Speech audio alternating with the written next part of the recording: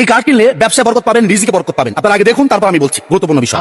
আর এই কার্ডটা দাদাজান করে গেছেন, আব্বাজান নিয়ে আসতেন, আমিও নিয়ে আসছি। আব্বাজান বলতেন বরকতি কার্ড, যারা ব্যবসা করেন ক্যাশ বাক্সে নিয়ে রেখেন, আল্লাহ ব্যবসায় বরকত দেবে। যারা ব্যবসা করেন ঘরে নিয়ে রেখেন, আল্লাহ বিপদ আপদ থেকে হেফাজতে রাখবেন। সবাই নেবেন না।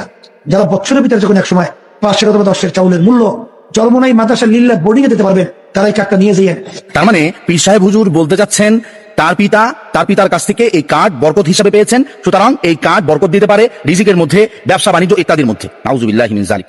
দেখুন কার্ড কিভাবে বরকতওয়ালা হতে পারে, কার্ড কিভাবে বরকত দিতে পারে। তাহলে মুশরিকরা কি দোষ করলো? তারাও তো নিজের হাতে মূর্তি বানিয়ে সেগুলোর কাছ থেকে বরকতের আশা রাখে। দেখুন কার্ড কখনো বরকতওয়ালা, বরকত দানকারী হতে পারে না, কারণ বরকতের মালিক তো কেবলই আল্লাহ তাআলা। আল্লাহ তাআলা নিজেই বলেন তাবারাকাল্লাযী বিয়াদিহিল মুলক, বরকতময় ওই সত্তা যার হাতে সব কিছুর কর্তৃত্ব।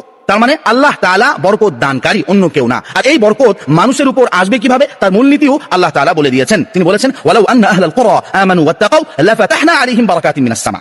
যদি ঈমান আনে এবং তাকওয়া অবলম্বন করে, তাহলে আল্লাহ তাআলা আসমান থেকে বরকত দান করবেন। তো ঈমান এবং তাকওয়া হচ্ছে বরকত আসার শর্ত, অন্য কিছু না। আর বরকত কোথা থেকে আসবে? আল্লাহ তাআলার পক্ষ থেকে আসবে, অন্য কারো কাছ থেকে আসবে না। এজন্য রাসূলুল্লাহ সাল্লাল্লাহু আলাইহি ওয়াসাল্লাম আমাদেরকে শিখিয়েছেন আল্লাহুম্মা বারিক লানা ফি রিজকিনা। তিনি বলেছেন তোমরা তোমার দোয়ায় বলো, হে আল্লাহ আপনি আমাদেরকে আমাদের রিজিকের মধ্যে বরকত দান করুন। কোন কার্ড থেকে বরকত নেওয়া শিখান নাই। এজন্য যে বিশ্বাস করবে কার্ড বরকত দিতে পারে, তাহলে সে শিরিক করবে, আর শিরিক সবচাইতে বড় পাপ। আল্লাহ তাআলা বলেন ইন্না শিরকা লাযুলমুন আযীম, নিঃসন্দেহে শিরিক সবচাইতে বড় গুনাহ। আর আল্লাহ তাআলা আরেক আয়াতে বলেন ইন্নাল্লাহা লা ইয়াগফিরু আন ইউশরাকা বিহি ওয়া ইয়াগফিরু মা দুনা যালিকা লিমান ইয়াশা। নিঃসন্দেহে আল্লাহ তাআলা সকল গুনাহ মাফ করতে পারেন, কিন্তু শিরকের গুনাহ আল্লাহ তাআলা মাফ করবেন না। এজন্য কার্ডের উপর বিশ্বাস থেকে আমাদেরকে বেরিয়ে আসতে হবে। দ্বিতীয় কথা হলো, তিনি কি বললেন? যারা টাকা দিতে পারবেন তারা এই কার্ড নিয়ে যাবেন। তার মানে কি আমাদের এটা বিশ্বাস করতে হবে যে বরকত আজকাল পীর সাহেব হুজুরদের কাছ থেকে কিনতে পাওয়া যায়, বরকত বাজারে কিনতে পাওয়া যায়। নাউজুবিল্লাহি মিন যালিক। দেখুন বরকত কিনে নেওয়ার জিনিস না, বরং বরকত আল্লাহ তাআলার কাছ থেকে তাকওয়া এবং ঈমানের মাধ্যমে চেয়ে নেওয়ার জিনিস। কোনো ব্যক্তি, কোনো মত, কোনো কাজ, কোনো কিছু বরকত দেওয়ার ক্ষমতা রাখে না।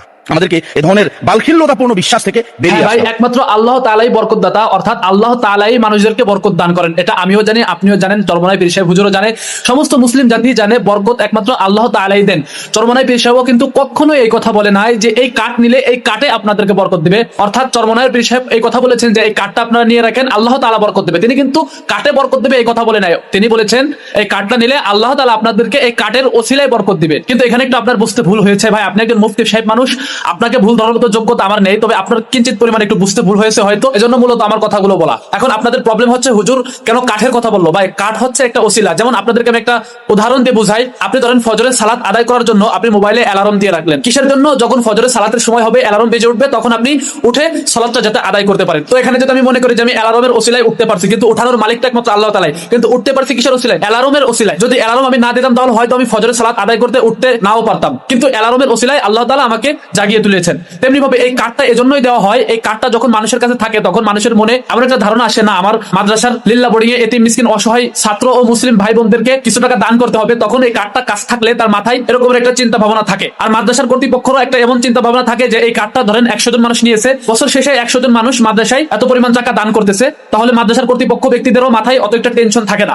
আর এই কাঠটা এজন্যই দেওয়া হয় মানুষকে চিহ্নিত করার জন্য যে আমি এতজন ব্যক্তিকে কাঠটা দিয়েছি, বা কাঠে একটা নাম্বার থাকে এবং কাঠটা যাকে দেওয়া হয় তার নাম্বারটা থাকে। বছর শেষে মাহফিলের সময় বা যখন সে কাঠটা নিয়েছে 1 বছর হয়েছে, তখন তাকে একটা ফোন করে স্মরণ করে দেওয়া হয়, বা যেভাবেই হোক তাকে একটু স্মরণ করে দেওয়া হয়, ভাই যে আপনি যে আমাদের মাদ্রাসা থেকে একটা বরকতি কাঠ নিয়েছিলেন, আপনি তো এতিম মিসকিন অসহায় ছাত্রদের খাওয়ানোর জন্য বা লিল্লাহ বোর্ডিং এ কিছু টাকা দান করার চেয়েছিলেন, তো এটার তো সময় হয়ে আসছে ভাই, আপনি টাকাটা যদি দান করতেন তাহলে মাদ্রাসার একটু উপকার হতো, ছাত্রদের উপকার হতো।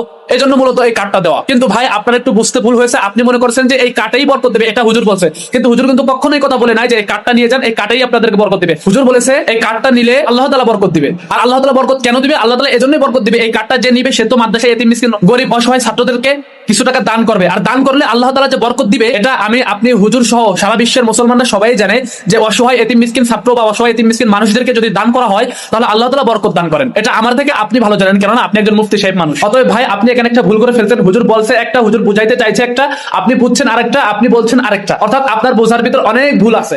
এবার তার পরে কথাগুলো শুনে আসি আমরা। তৃতীয় বিষয় হলো মুরিদদেরকে বলতেছি ভুল বলতে শিখুন।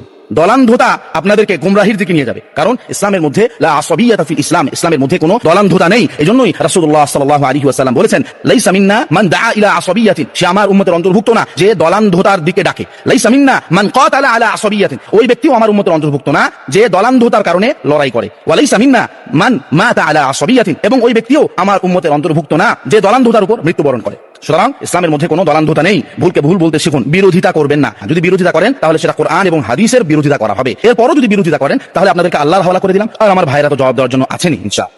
হ্যাঁ ভাই, দলান্ধতা এটা মোটেই ঠিক না। আমিও কখনো কোনো দলান্ধতা করি না। আমি জামাতে ইসলামকেও ভালোবাসি, আমি চরমনাইকেও ভালোবাসি, আমি হেফাজতকেও ভালোবাসি, আমি খেলাফতকেও ভালোবাসি, আমি সমস্ত মুসলিমদেরকেই ভালোবাসি। আমি কখনো দলান্ধতা পছন্দ করি না। তবে আপনার কথায় কিন্তু একটা দলান্ধতা একটা ভাব আসে ভাই। আমি জানি আপনি জামাতে ইসলামকে মোটামুটি ভালোবাসেন, কিন্তু এই যে ভিডিওটা আপনি চরমনাইকে নিয়ে করলেন, এই ভিডিওটা দেখে ভালো করে বোঝা যাচ্ছে যে আপনি তাদের একটা ভুল ধরার চেষ্টা করতেছেন। এখানে কিন্তু তাদের ভুল ছিল না, কিন্তু আপনি ভুল ধরার চেষ্টা করতেছেন। আপনি না বুঝে তাদেরকে দোষারোপ করার চেষ্টা করতেছেন। এটাই হলো একটা দলান্ধতা, যে আপনি একজনের পক্ষ নিয়ে আরেকজনকে দোষারোপ করার চেষ্টা করতেছেন, কিন্তু মূলত তারা দোষী না। তাদের কথায় কিঞ্চিত পরিমাণ ভুল থাকতে পারে, কেননা তারা একজন ওয়াইজ, তারা একজন বক্তা, তারা মানুষদের সামনে বিভিন্ন অনেক কথা বলে। এত কথার মাঝে সামান্য কিছু ভুল ত্রুটি থাকতেই পারে। তো এই ব্যক্তিগুলো যদি আপনার ভাই হয়, ধরেন চরমনাই পীর সাহেব আপনার ভাই, তাহলে আপনি কি এভাবে অনলাইন প্ল্যাটফর্মে তাদের বিরুদ্ধে কথা বলতে পারতেন?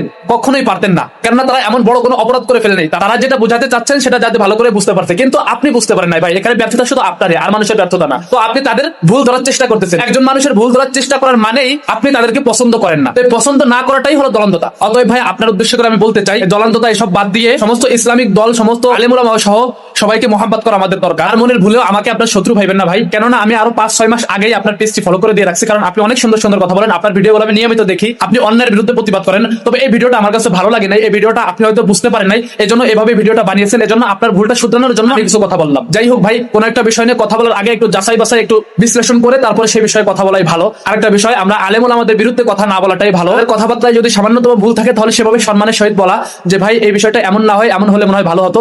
তবে এমন কোনো কথা না বলা তাদের সম্মানে গিয়ে লাগে, বা যাতে জাতি তাদেরকে ভুল বুঝে, এমন কোনো কথা না বলাই ভালো। আসসালামু আলাইকুম ওয়া রাহমাতুল্লাহ।